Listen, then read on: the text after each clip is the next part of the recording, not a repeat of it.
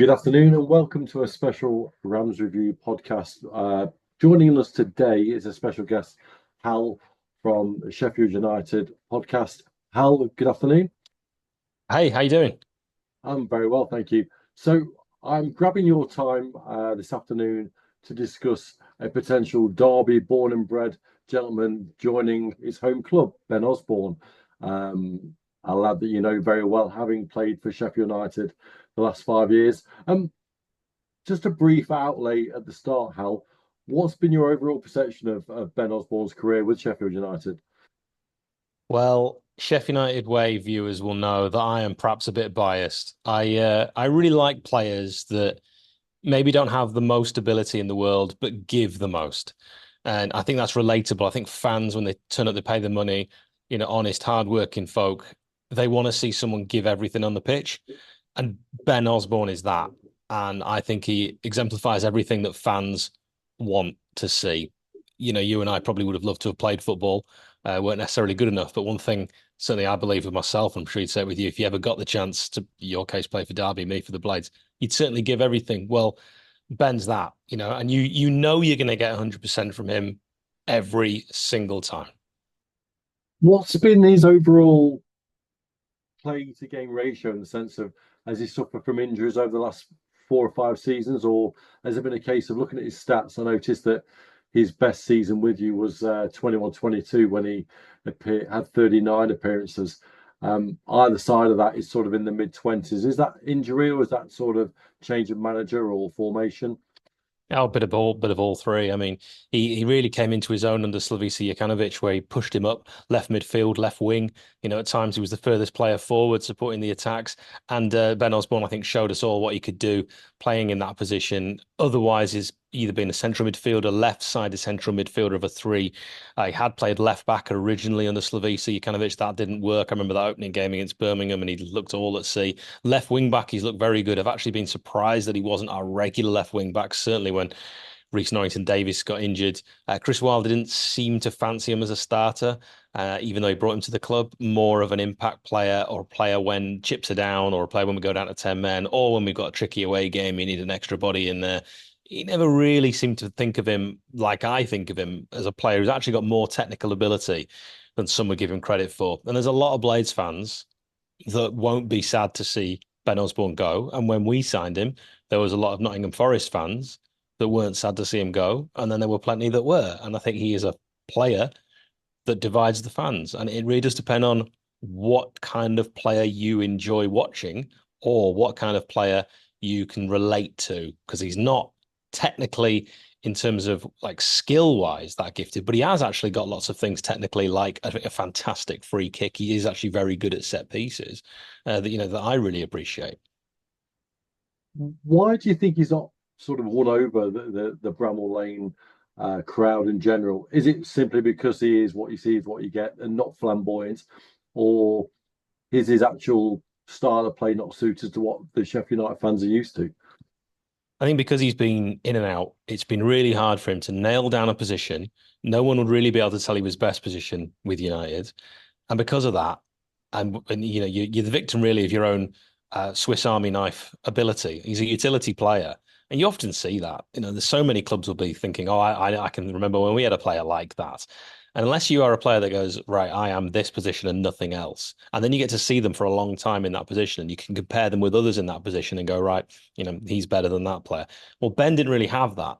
He just came in and played wherever was needed, sometimes playing in very odd positions. And he's also not the tallest. And sometimes because he was in and out, it was hard for him to get a run of form going. He'd maybe make a mistake or two. And certain members of the crowd, didn't really warm to him. And then there were others that saw his graft, saw his grit, his resolve, his endeavour, his never say die attitude. And a bit like Jack Robinson, who's also a decent player for us.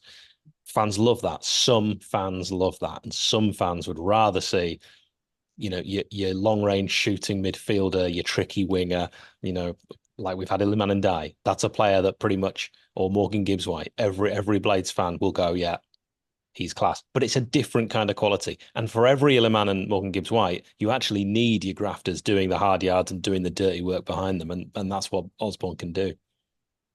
Just going back to your season last year, and obviously with Ben, looking at his stats, played 26 times in it. What do you think went wrong for Sheffield United? Was it the inconsistent squad selection, or was it just simply a case of uh, as a team or as a squad, you wasn't quite good enough quality wise? Yeah, probably the latter. I mean, all three teams that got promotion last season went down. No matter really what we'd done, I think we were going to go down.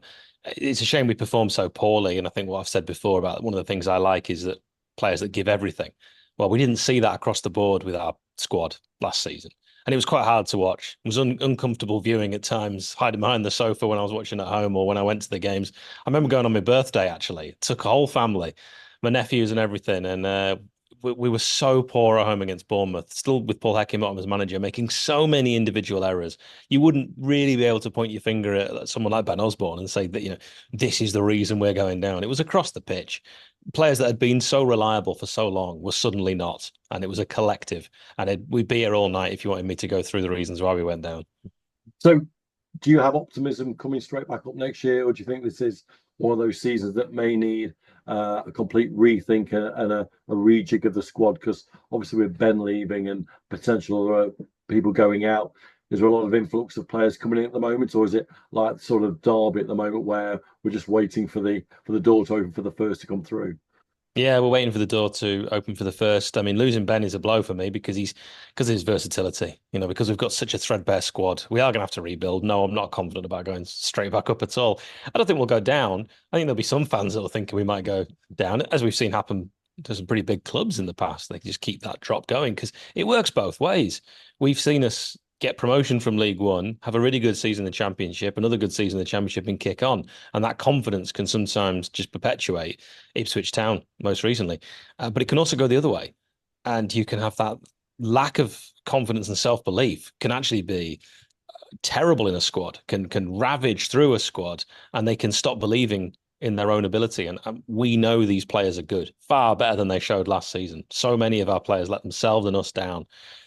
And that might happen next season. We don't know yet. It's too early. I mean, am I saying next season or this season? I don't know. It's weird in June, isn't it? Where we're in that kind of twilight zone. It's not quite there yet, but we'll see. So, with your experience of the Championship, being in there for a few years, who do you see as being the main challenges to both Derby and Sheffield United? Let's call it this season coming. Crikey. I mean, that is so tough. I haven't even thought about that yet. Why don't you tell me who you're thinking, and then I'll share mine after that.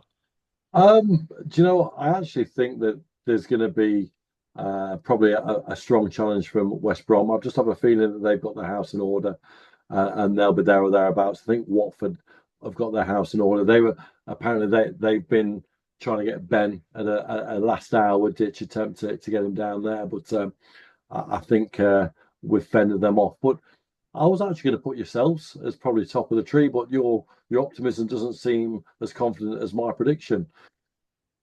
Well, we don't know who we've got yet. This is why it's hard. I don't know the squads yet because so much work is still going to be done. We haven't signed anyone yet, and we've got players that contracts are up in the air. Are we going to have Egan? Are we going to have Jebison? Are we going to have McBurney? Are they all going to leave? We've just said Wes Foderingham goodbye. Good luck at West Ham. It's going to be a totally different lineup. So I can't possibly predict how good we're going to be. I've no idea who we're going to sign.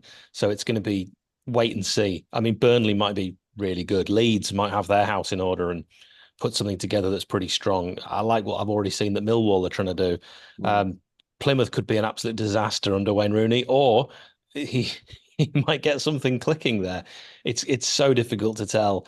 But I would agree with you that West Bromwich Albion probably will be a decent side. I actually think Sunderland as well. I might throw my hat in their particular ring, but I would like to. What I always like to do, and I like to do this with like even the Euros at the moment. I like to wait until the squads are cemented, the transfer window's closed, and then I go and stick my colours to the mast and go, right, I've had a chance to assess these.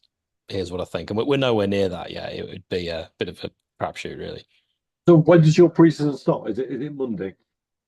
I've no idea. I mean, I've been trying to find out where they're going on pre-season. I've asked people that should know, and they haven't been able to tell me. Don't know.